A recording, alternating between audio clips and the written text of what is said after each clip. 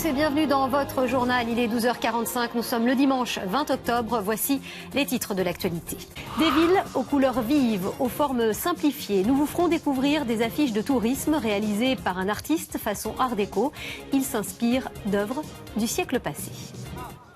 Des vols qui nous donnent des envies de voyage et justement susciter notre désir de découvrir une région ou une ville, c'est tout l'objectif des affiches de tourisme très en vogue au début du XXe siècle.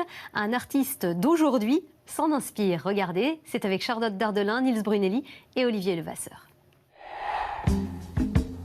En guise de carnet de notes, un appareil photo.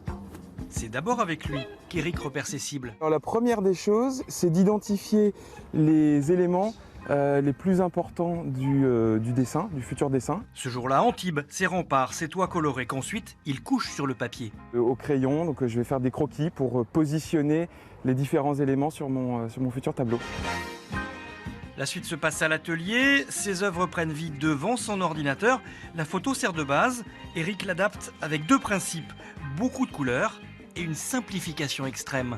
J'enlève aussi bien donc des détails qui sont dessinés que des dégradés de couleurs, que des nuances sur le dessin, pour arriver à quelque chose de presque parfois enfantin, qui a ce côté minimaliste. Et qui plaît. Aujourd'hui, Éric vit de son travail. En 5 ans, il a produit près de 300 œuvres, certaines personnelles, ou bien des commandes. Beaucoup d'offices du tourisme font désormais appel à lui. En Normandie, je travaille pour Trouville-sur-Mer. J'ai aussi dessiné la côte atlantique. Paris, évidemment, où j'ai vécu. Avec à chaque fois sa touche personnelle, un détail caché dans l'affiche qui ne se découvre pas tout de suite. Sur celle-ci, par exemple, c'est l'affiche du fort de Brégançon.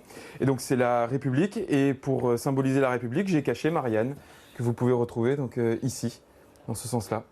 Un univers personnel, très proche des affiches art déco des années 30, des invitations au voyage alors signées Broders ou Savignac. Vous avez une très jolie affiche de Roger Broders. Les sports d'hiver au Mont-Revard. C'est l'ouverture du tourisme clair et net, c'est-à-dire qu'en fait, on va directement découvrir des régions, c'est-à-dire qu'effectivement, elle vantait les régions. Des objets aujourd'hui de collection qui s'échangent à prix d'or, quelquefois jusqu'à 4 000 €. La gastronomie a désormais sa cité internationale. Elle a ouvert ses portes à Lyon hier. D'autres similaires devraient voir le jour à Dijon.